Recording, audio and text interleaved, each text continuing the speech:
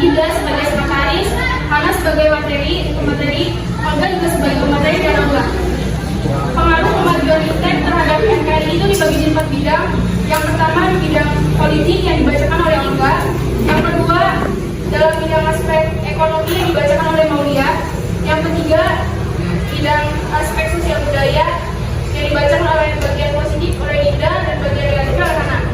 Yang keempat, kesehatan dibacakan oleh Dinda. Langsung saja Olga silakan untuk membaca.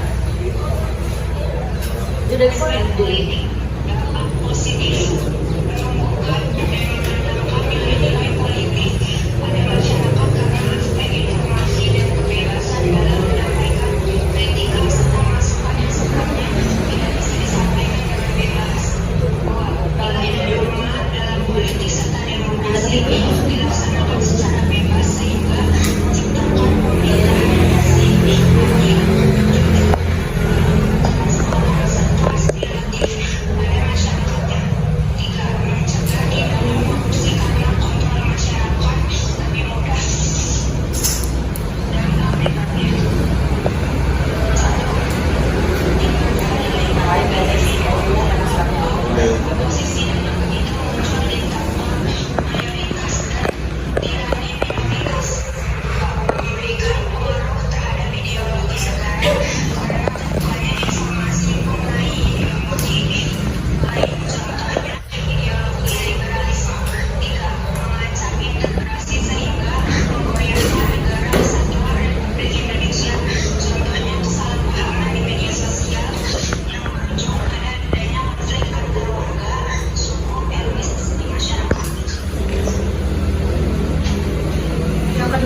oleh aspek ekonomi yang dibacakan oleh Maulia.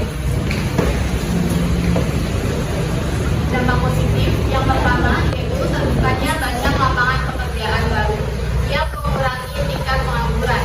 Jadi dengan berkembangnya iptek, banyak jenis pekerjaan baru yang dibutuhkan untuk mengikuti perkembangan zaman sehingga menekan angka pengangguran. Selanjutnya yang kedua yaitu kemudahan mencari produk barang dan jasa dengan bantuan internet. Beragamnya aplikasi jual beli secara daring memudahkan banyak orang mencari produk barang dan jasa yang asli dari toko resmi. Yang terakhir yaitu terbukanya kerjasama antar negara di dunia yang membantu mengembangkan perekonomian suatu negara. Jadi kerjasama antar negara itu pasti tentu akan terbuka pula pasar yang kita miliki. Dulu kan kita yang namanya berdagang itu hanya sebatas di lingkungan rumah atau di pasar tradisional. Sekarang dengan berkembangnya dunia digital, kita dapat memasarkan produk kita ke luar negeri karena semuanya itu bisa dilihat dari berbagai negara. Jadi hal ini dapat menyebabkan terbukanya kesadaran setiap negara bahwa kerjasama antar negara itu penting untuk dilakukan. Selanjutnya dampak negatif yang pertama, berkembangnya perilaku hidup konsumtif.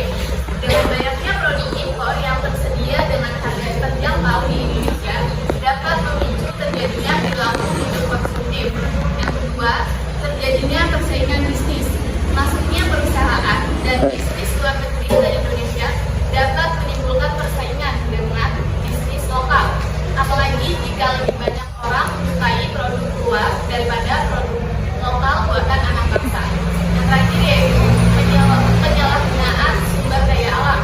Hal ini dapat merugikan bagi organisme hidup yang kehilangan habitat, sumber makanan, dan kebutuhannya. Silakan bila ingin ada yang ditanyakan.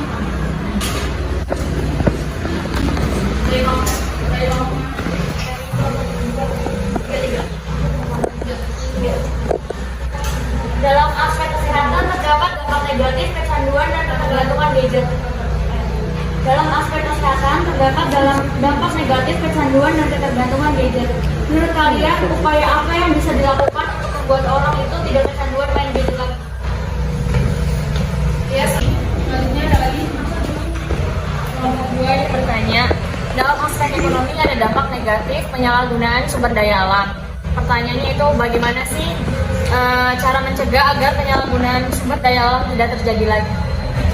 Boleh ulang nggak ya kelompok?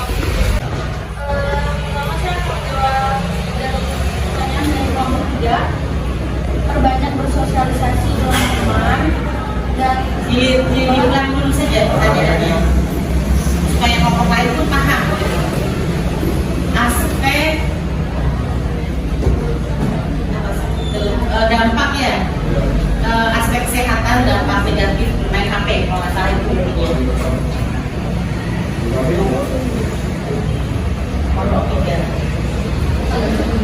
Nah, ya. Nah. Pertanyaannya kan tadi menurut kelompok kita bagaimana dan kita tuh tidak terlalu kecanduan dalam beberapa ya. Jadi itu yang pertama perbanyak bersosialisasi dengan teman dan cobalah untuk tidak mengeluarkan gadget atau HP.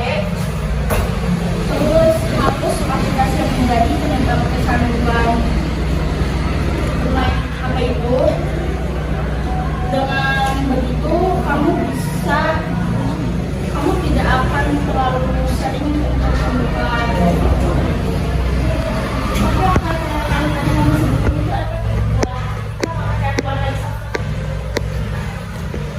Ya kalau itu sih tergantung dari kisahnya kita sendiri ya. Kalau misalnya kita yang Bahkan kalau bersosialisasi dengan teman mungkin kan misalnya kalau atau sekarang namanya teman online dari HP.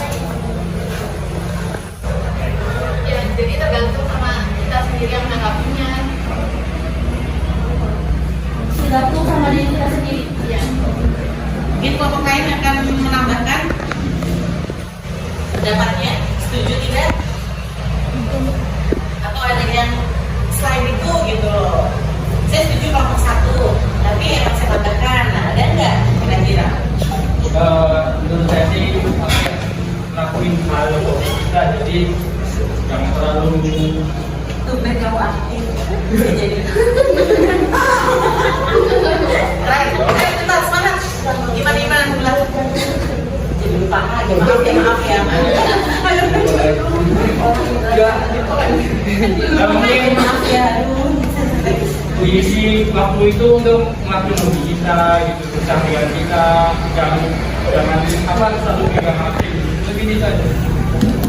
Tambahannya menurut kalian bahwa selain pada niat kita gitu, tapi tadi juga katanya kita explore hobi kita yang di luar dari handphone gitu. Misalnya hobinya bisa main futsal, berarti seminggu bisa mungkin setiap hari gitu ya main futsal gitu. Ataupun mengalihkan kegiatan-kegiatan yang memang tidak bisa tidak ada di HP gitu. Mungkin seperti itu ya menurut kelompok kalian. Baik, kelompok yang lain setuju? Atau mau menambahkan kembali? Ya boleh, silakan. Daya alam ya. Udah langsung ke daya alam. Selanjutnya saya ingin menjawab pertanyaan dari kelompok kedua. Soal itu menurut kelompok kalian bagaimana cara mencegah agar sumber daya alam tidak terjaga? Menurut kelompok satu, dengan cara menggunakan sumber daya alam sesuai kebutuhan, menerapkan sistem tebang pilih yaitu dengan memilih pohon terbaik untuk ditebang dan membiarkan pohon yang masih muda atau kurang baik untuk tetap tumbuh. Hal ini dapat menjaga keseimbangan ekosistem terjaga dan manusia tetap bisa memanfaatkan sumber daya alam. Terima kasih.